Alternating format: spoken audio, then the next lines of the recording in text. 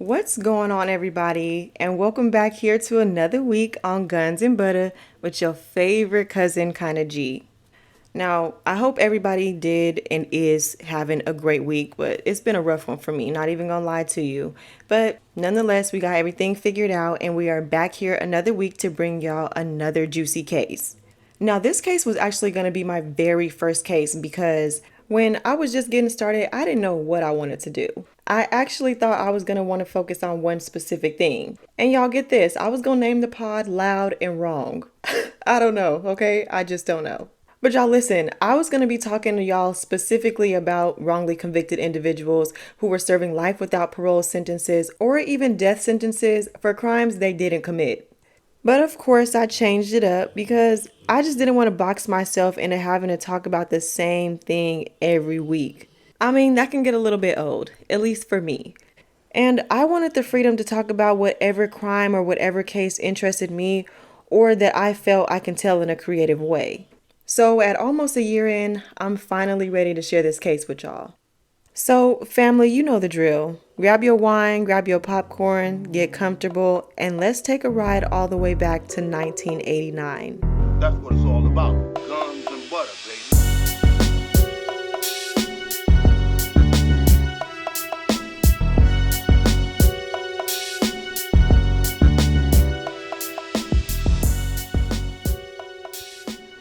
All right, cousins. So this week at the dinner table, we actually have two victims. The first victim is the person who was actually killed, and the second being the man who was wrongly convicted of killing the first victim. And that man in question, well, his name is Crosely Green.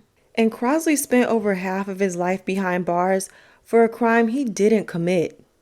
But to tell Crosley's story, we have to rewind the clock back all the way to the early morning hours of April 4th, 1989, in a very small town just 50 minutes east of Orlando, Titusville, Brevard County, Florida. I probably didn't say any of that right, but y'all just roll with me, okay? You see, on this particular morning, police were interviewing 19-year-old Kim Hallock because she had placed a call to authorities at around 1 a.m., alerting them to a crime that had taken place in an abandoned orange citrus grove. And this crime would forever change the lives of Charles Chip Flynn and Crosely Green. So, in Kim Hallock's words, this is how the night went down. So she, being 19 years old, was hanging out with her 22-year-old ex-boyfriend by the name of Charles Flynn, who went by Chip. And by the names, I'm sure you can already tell these are two white people. And Kim had dark eyes, she wore her hair above her shoulders, had a little Thelma from Scooby-Doo Bob, you know. And she was described as fairly smart, nice, good looking, whatever. We don't really care too much about her. But Chip, on the other hand, had shaggy, sandy brown hair, and he always had a smile on his face. Now, the two of them had dated for a little over a year and a half, but they had broken up about 2 months before all of this went down. And within this short amount of time, your boy Chip had already moved on. Yeah, he'd already had himself a new girlfriend and everything. And he didn't really talk too much about Kim to his family and friends anymore. But being that they stayed in this fairly small town and they lived really close to one another, they never really completely cut ties. So she tells investigators that she and Chip were sitting in his truck a little after 11 p.m. when they were all of a sudden robbed at gunpoint by a black man in Holder Park. So since this case relied so heavily on the testimony of Kim Hallock, I'm going to let y'all listen to a little bit of the recordings of her being questioned after the incident took place. As they sat in Chip's truck a little after 11 p.m. Told Chip, there's a black guy on your side, and he rolled up the window real quick. 20 minutes later, Kim says, Chip stepped out of the truck and she heard him say, "Hold on, man." Did you see that the black male was armed at that time? Yes, I did. Chip had a gun in his glove box. I took the gun out of the glove box and stuck it under some jeans that were next to me. She goes on to say the man then ties Chip's hands behind his back with a shoelace, orders her to hand over money from Chip's wallet, and then with the three of them all piled in Chip's pickup truck, the man drives them to an abandoned orange citrus grove. And in Kim's account, she says this man managed to drive the three of them, hand on the steering wheel, shift the gear, all the while holding a gun on them. Now, once they got to the grove, the man yanked her out of the truck And then, with Chip's hands still tied behind his back, he managed to get a hold of his gun that Kim had tucked in the pair of jeans from earlier. And then, like James Bond, he leaned out of the window and shot at the man. Out of the truck and somehow shot at the guy, and the guy stepped back. Chip dove out of the truck. I jumped in the truck, and I heard about 5 or 6 gunshots. So this all happened supposedly around 12:10 a.m. Now, after she dips out in Chip's truck, she passes 2 convenience stores and a hospital to go to his friend's house to call the police, and by this time it's around 1:13 a.m. So not only is there about an hour unaccounted for in her story, the directions she gave the officers were so vague that even after the officers were dispatched, it still took another 30 minutes to find Chip. The first 2 officers dispatched to the crime scene were Sheriff's Deputy Mark Rixey and Sergeant Diane Clark. But before they could get to the actual crime scene, Officer Rixby went to the original place he was dispatched, but Sergeant Clark ended up having to send over another deputy to pick up Kim because they needed her to come guide them because, like I said, her directions were so vague. Once they finally made it to the Grove and located Chip's body, she wouldn't even get out of the car. The 2 officers find Chip laying on his stomach with his hands tied behind his back and bleeding from a single gunshot wound to his chest. And shockingly, some way, somehow, Chip was still alive and conscious. The first words he says when he sees the officers is, "Get me out of here. I want to go home." He never mentions anything about any assailant or being kidnapped or robbed. Now, at first glance, Rixby and Clark said they saw no evidence of a struggle or any sort of shootout that Kim claimed happened. But nearby, they do find Kim's jacket and some clothing laid out on the ground as if to create some sort of makeshift blanket or something. But everything is happening so fast right now. And while they're waiting for the ambulance, Chip stopped breathing twice. So, just a little sidebar. This happened in 1989, right? Now, in an interview with Chip's parents in 1999, they tell a reporter that they were shocked that Chip and Kim had even been together that night because they say, like I told y'all earlier, Chip had a new girlfriend and he really liked her. And the real reason why he and Kim had broken up was because she was too overbearing and possessive and Chip liked his freedom. And then to add to that, Chip's friend David Barron, who just so happened to be the friend that Kim had driven to call the police the night all of this went down, he tells reporters that Kim didn't want to let go, and she had been really upset over the breakup. So with these bits of information, it sounds like we have a little motive. During the investigation on what happened to Chip that night in the Orange Grove, Kim Hallock was never treated as a suspect, and investigators took her every word at face value. Even despite her delay in calling the authorities and her inability to recall what this said assailant looked like. And despite what little evidence they did have on actually finding out what happened to Chip, they claim that almost immediately they get a tip that a small-time drug dealer by the name of Crosely Green was involved. Now, yes, she did say that this assailant was a black man, but the description she gave didn't match Crosley's whatsoever. And get this, y'all. In the photo lineup that she looked at, so picture this. There's 6 photos on the page, 3 on the top, 3 on the bottom. Crosley's was number 2, making his right in the middle at the top. And on top of that, his picture was much smaller and much darker than the rest of the photos in the lineup. So they place his photo right in the middle, calling this the bullseye of the lineup. And then they make it look a little bit different than the rest of the photos next to it. So y'all can guess what number this woman picked out of the lineup. Yep, she picked number 2, Crosley's number. Now, Crosley was 31 years old at the time, and he wasn't no angel, he wasn't no saint. However, he didn't have a history of any violent crimes. And still, without any direct evidence linking him to Chip's murder, there were no fingerprints, no hair, no witnesses, nothing. He was still arrested and charged with kidnapping, robbery, and murder. It was almost as if they had a hat full of black people's names, and they just dug in the hat and randomly picked out Crosley's name and said, yep, he's gonna be the one. So while Crosley is being held and awaiting trial, we're finding a lot of serious inconsistencies in Kim's story. So for one, she tells investigators that this assailant managed to steer Chip's truck, shift gears, and hold them at gunpoint, all while sitting in this 3-seater pickup truck. Yet she had told Chip's parents that she was having to shift the gears for the assailant. And then a man by the name of Tim Current, who actually sold Chip the truck, comes forward saying that the truck had a custom gear shift and it was very difficult to handle.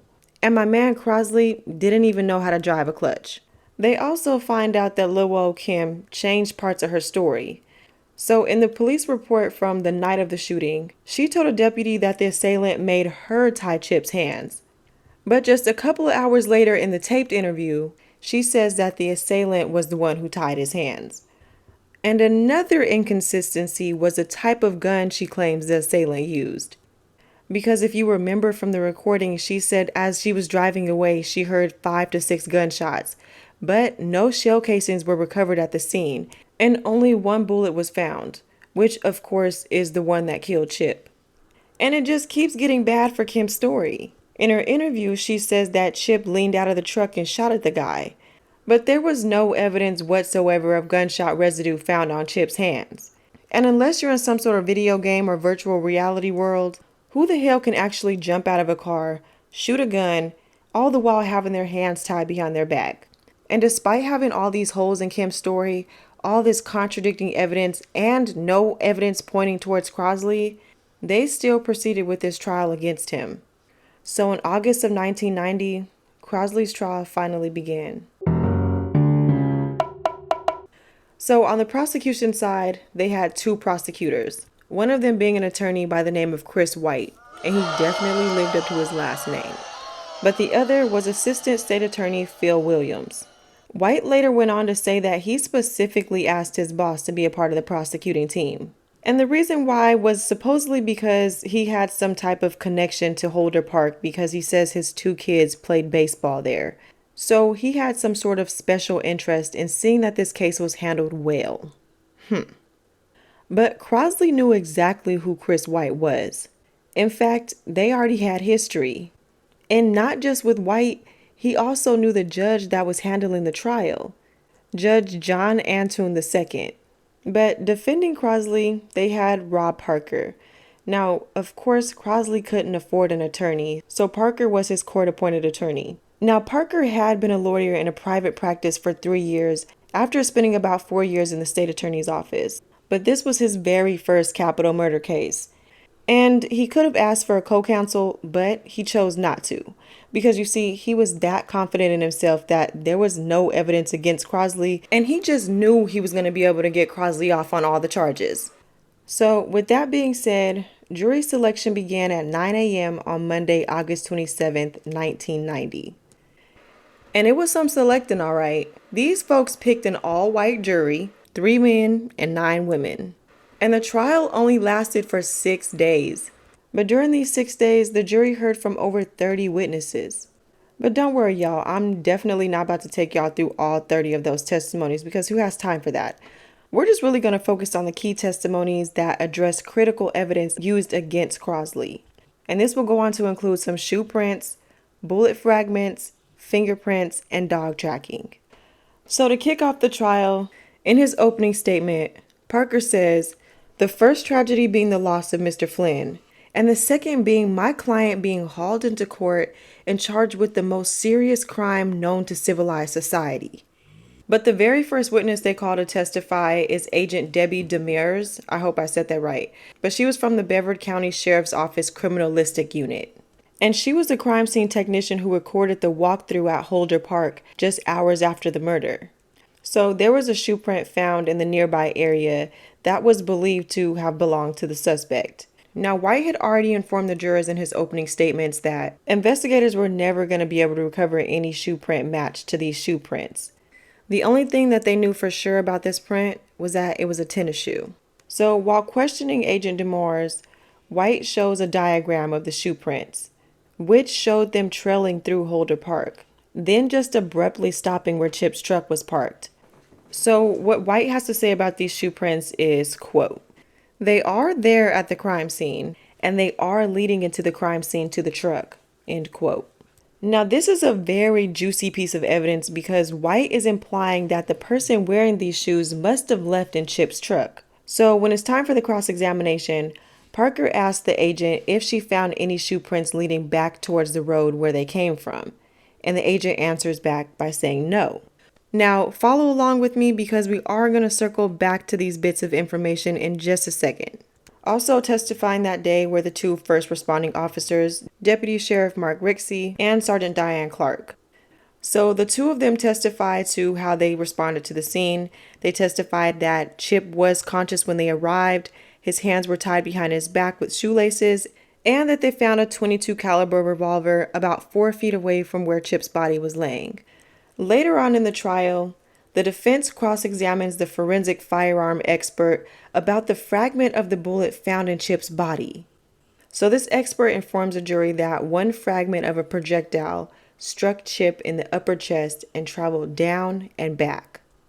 The expert goes on to testify that although it was just a fragment, and it did appear that it had been shot specifically from a revolver, not an automatic gun like Kim had initially told police the assailant used. And of course, we know now the only weapon recovered from the crime scene belonged to Chip, and it was a revolver. Another expert who came forward and took the stand was a crime scene unit investigator who evaluated the fingerprint evidence on Chip's truck. And get this, he testified that the only identifiable prints belonged to Kim. No prints matched Crosley's. His prints weren't on the outside of the truck, the steering wheel, the gear shift, nowhere. And White's response to them finding no fingerprints at the crime scene belonging to Crosley, he says, number one, I know fingerprints aren't always left. And number two, Kim was in that truck. She climbed in that truck to get away. She drove that truck. She touched all the places where Crosely Green would have touched. She could have smudged every single print that he left. Or it may be that his hands weren't placed on those places in such a way that it could have left a good print. Like, be for real, dude. You have to either be the world's dumbest lawyer or somebody's paying you top dollar to believe the bullshit that's coming out of your own mouth. And as far as those shoe prints ever went, they were supposedly followed by a dog criminalist by the name of Lisa DeMaio. And she says the diagrams shown during trial contradict the actual crime scene video. She says if the shoe prints were from the assailant, they would have stopped where the truck was parked. But the prints passed the truck and continued on, leaving the park. However, the trail of prints leaving Holder Park is missing from the diagram. Would you look at that, Judge? Another person that was brought forward to testify was a police dog handler. So he and the dog were called to the scene the morning after to try to track a fresh scent. And they ran a dog track from what they believed was the defendant's scent along with the track of the tennis shoe print. So in this particular testimony, the defense objected to it, and the jury was then asked to leave the courtroom. So Parker was arguing that this witness wasn't qualified as an expert in dog handling, and more importantly, that the state couldn't prove that the dog actually was following the scent of the person who left the print. Right, because if that was the case, the dog would have had to have Crosley's scent in order to track it to being Crosley. But nonetheless, the judge still allowed the testimony and the trial continued.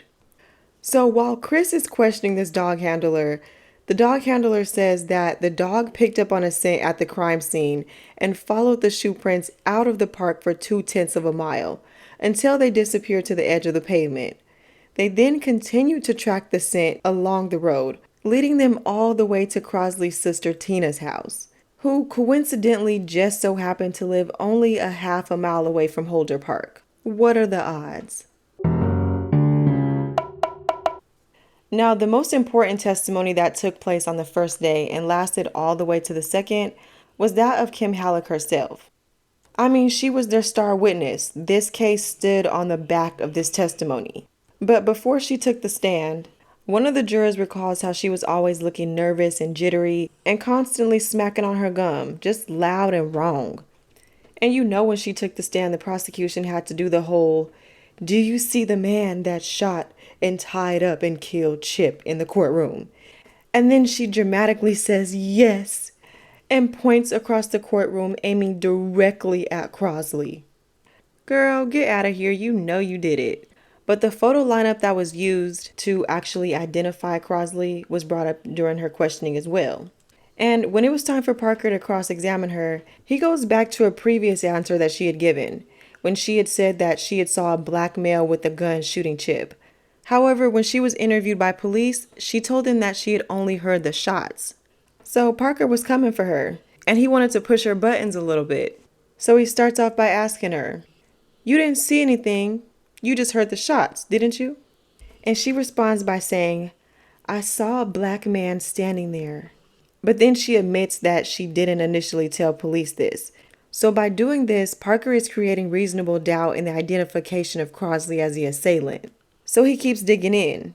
He asked Kim if she saw what the man looked like when he first approached the vehicle, and she said no. Then he asked if she got a good look at him when they left Holder Park for the Orange Grove. And her little lion tail says, "My head was down most of the time." So then when she was asked if she got the chance to get a good look at his face at the Orange Grove, she says she didn't. So with all of that being said, from Kim Hallock herself, it makes absolutely no sense that you didn't get a good look at the man. But all in the same breath, you knew exactly who had done it when you looked at the photo lineup. And then you come into the courtroom and point and say, "That's him right there." But yet and still, as far as the description goes, you can't really describe the person, and you can't remember an exact description. And more importantly, you can't remember what you told the police because you can't keep up with your lies, Kim. That's the problem. And it's insane to me that they got a conviction and their star witness was up on the stand saying, "I don't know," or "I'm not sure," or just couldn't answer the question. This girl said, "I'm not sure," close to 50 times while being questioned by Parker. What kind of shit is that? And most importantly, Parker wanted to know why Kim chose to drive way out the way to Chip's friend's house instead of driving to a nearby hospital or convenience store or anything to call for help instead of going to Chip's friend's house. But according to her testimony, she answers by saying it only took a couple of minutes to drive to David's trailer. However, in her police statement, the time it took to leave the Grove, then to arrive at David's trailer and call 911, it took over an hour. So if it only took you a couple of minutes to get to David's trailer, then why is this hour unaccounted for? So really and truly, Parker was poking holes in everything that Kim had previously said, which is great news for the defense because the jury is able to see that the prosecution's star witness is lying. Now, I don't know who y'all siblings are to y'all or what type of relationship y'all have, but your girl don't care about what you bring to me. I'm not testifying against my siblings, period. One of the most shocking parts of this case is how the prosecution got one of Crosley's sisters, named Sheila, to testify against him. And it was just messed up because while she was sitting up there the entire time, she couldn't even look at him. So listen to this, cousins. Because Sheila was actually in jail at the time, and they had brought her in shackles and in her uniform to testify and everything. But she was facing some serious time for some drug charges. Now, one of her charges could have gotten her 10 years to life, and the other one of her charges could have gotten her 5 to 40 years. I mean, that's a hot little minute for some drug charges. So overall, the statutory guidelines for the charges she was facing was 8 to 10 years. So Parker asked her, "Were you promised anything if you testified against your brother?" And she says, "Yeah, I was supposed to get a lighter sentence." Girl, I know you fucking lying. You would trade your life for your brother's on a lie? That's a damn shame. So Sheila testifies on the stand that Crosley admitted to her that he had killed Chip. So when questioned by the prosecution, Sheila says that she saw Crosley the day after the shooting at their sister Tina's house. And she asked him if the rumor was true about him killing Chip. And at first he denied it, and then he admitted that he had done it. She goes on by saying that Crosley referred to Chip as the dude, and said that the dude pulled a gun on him and motioned for the female passenger to run for help. She continues on by saying Crosley told her that he and Chip had wrestled for the gun. And not only did the prosecution call his sister Sheila to testify, they also called her fiance Lonnie Hillary to take the stand right after her. So he tells the jury that sometime the morning after the shooting, Crosley wasn't acting like himself, and he looked a little shaky and scared. So Lonnie tells the jury that Crosley told him, I fucked up. He continues on by saying Crosley told him a man and a woman wanted to buy something from him. So he got in their truck and rode off with them. Crosley then supposedly told him that they tussled for a little bit and then the woman took off. And that's apparently when Crosley told him he fucked up. So the prosecution goes on to ask Lonnie what Crosley's clothes looked like or what he was wearing. So Lonnie says that he was wearing blue jeans and they looked scuffed up, like he had been in the dirt. He continues on by saying later on that week, Crosley told him that he had gotten rid of his clothing and that everything was going to be all right. Now, these two witnesses, his sister and her fiance, definitely hurt the defense. But Crosley's defense counters this by saying that he had an alibi and it couldn't have been him who killed Chip. You see, Crosley was at a party 2 miles away from where the crime occurred, and witnesses could vouch for him being there. But after Sheila's testimony, an official plea deal was offered. Crosley was looking at 10 years in prison if he pled guilty. But after talking this deal over with his lawyer, he just couldn't take it because he knew he didn't do it. So he was going to take his chances knowing that there was no real evidence against him. And he turned down the deal. And with all of these testimonies and no evidence pointing towards Crosley, still, on September 5th, 1990, this all-white jury found Crosley guilty of murder, kidnapping, and robbery, and he was sentenced to die in Florida's electric chair. In 2009, after being on death row for 19 years, the courts find out that there was an error in Crosley's sentencing, which allowed him to be taken off of death row. Also, all of the witnesses that testified against Crosley recanted their statements after the trial, including his whack-ass sister and her fiance. And not only that, but in 1999, in an interview with Crosley's sister Sheila, she comes forward and says that detectives threatened to take her children away if she didn't testify against her brother. And you can clearly see that race was a factor from the very beginning, because while looking at the trial transcripts, you can start to see a pattern in how the prosecutor was using race to fill in all the missing gaps in evidence. In fact, the word race was used 140 times during the trial. And this was obviously no help when it came to the all-white jury. And there was already this myth that all black men were criminals and aggressive. But if you really look and listen to the facts of this case, you'll see that Kim is the one that killed Chip, not Crosley. But the moment she said a black man did it, they believed her. She was also always treated like the victim and never the suspect. She was never tested for gunshot residue, and when she was initially taken in to be questioned at around 4:30 a.m., her statement wasn't recorded until around 8:20 that morning, which gave her more than enough time to get her story and her lie together. Also, no pictures were ever taken of her arms or hands for any type of injuries. And when reporters asked White why Kim was never treated like a suspect, he responds by saying, quote, "Kim lived in the same neighborhood as me.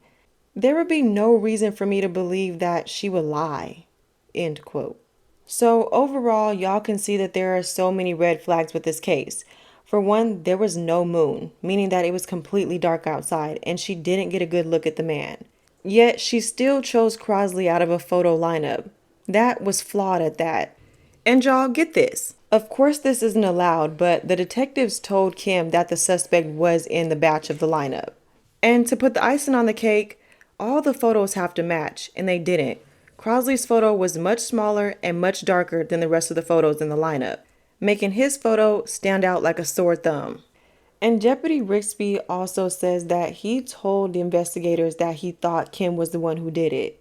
In fact, 4 months into the investigation, Rixby and Clark met up with White to tell him that they thought that Kim was involved and they arrested the wrong person. But of course, White dismissed their claims, and they never heard anything from him after that. So in Brevard County during the 80s, there was a series of cases that followed the same pattern. And there just so happened to be 3 other convictions in this same county that had been overturned. And 2 just so happened to be prosecutor Christopher White's cases. And looking back at Crosley's case, a decision made by White could have changed everything if the notes that he had made had been found sooner. You see, they had found that same day that he had met with Rixby and Clark, he had written some pretty important details down that should have been shared with the court before the trial took place, including where he says, quote, "Mark and Diane suspect the girl did it," She changed her story a couple of times. She tied his hands behind his back. She never asked how the victim was while at the home site, end quote. And these notes, which included inconsistencies in Kim's stories, would have been critical during the trial. So because of this, in July 2018, a federal judge ruled that by withholding these notes, the prosecutor violated Crosley's right to a fair trial. And with that, his conviction was overturned, and a judge ordered a new trial. But they still kept Crosley locked up.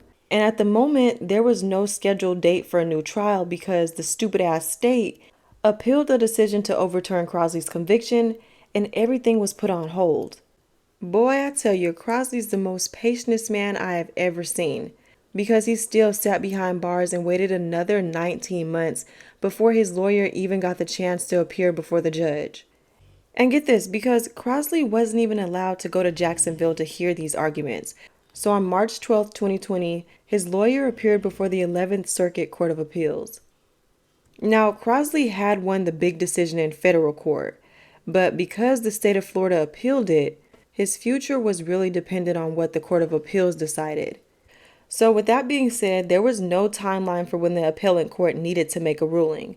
And in this case, timing couldn't have been worse for Crosley, because it's now 2020, this is COVID, and Crosley's now in his 60s, so he has a few health issues. So while he was in prison, he was tested, and it was determined that he had latent tuberculosis.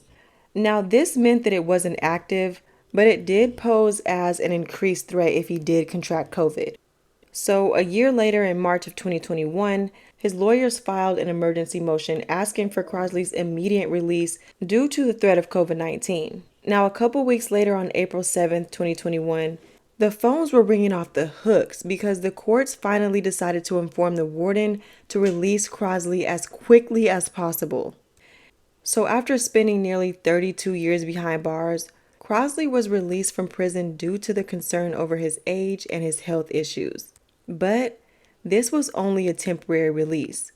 The appeals process was still pending, which meant that if Crosley lost this appeal, there was a huge chance that he would have to go back to prison. So with that, the federal judge who overturned his conviction decided that for the time being, he could go home and wait with his family. So after all these years of lost time, Crosley is finally getting a taste of freedom. But about a year after his release on March 14, 2022, the 11th Circuit Court of Appeals in Jackson, Florida, ruled in Crosley's case. And they decided that the evidence of innocence that was withheld wouldn't have made a difference in his trial. So, Crosley's conviction was reinstated, which meant that this man had to leave his family once again and go back to prison. But he walked back into those prison walls with his head held high and with no tears. And his lawyers say the fight isn't over. And of course, as they should have, his attorneys decided to appeal this decision to the highest court in the land. So at this moment, Crosely Green is still sitting behind bars, an innocent man. And where is Kim Hallock? We don't really give a damn because fuck her. I was going to try to do a little bit of digging and try to figure out where she was, but I don't really care that much. Fuck her. She's a liar. She cost this man his entire life. And worst of all, she killed a man and got away with it. And the thing is, the whole state of Florida knew she was guilty and that Crosley should not be behind bars for what she did. But for whatever reason, they played with this man's freedom. After 32 years, they let him out and then they yanked him back in. All the while, she's still sitting out a free white woman. But y'all, before we close out, the main reason why I really wanted to do this case was because everybody has been on the Menendez brothers wave. And I'm all for them being released and time served. And I agree that what their parents did to them was absolutely wrong. But at the end of the day, they still committed the crime. They still killed their parents. So why is it that people are so willing to get behind them after they did the crime, but aren't willing to get behind people who actually didn't commit the crime? So with that being said, I'm finna be Crosely Green's Kim Kardashian because I know he did not kill Chip. And I know he doesn't deserve to spend the rest of his life behind bars. But y'all, that's the end of this week's case. Make sure whatever platform you're listening on, you're following me, and share it with a friend or a family member. And y'all make sure you leave me a comment and let me know what you think of the cases I'm covering. And as usual, I'll see y'all back here same place, same time next week.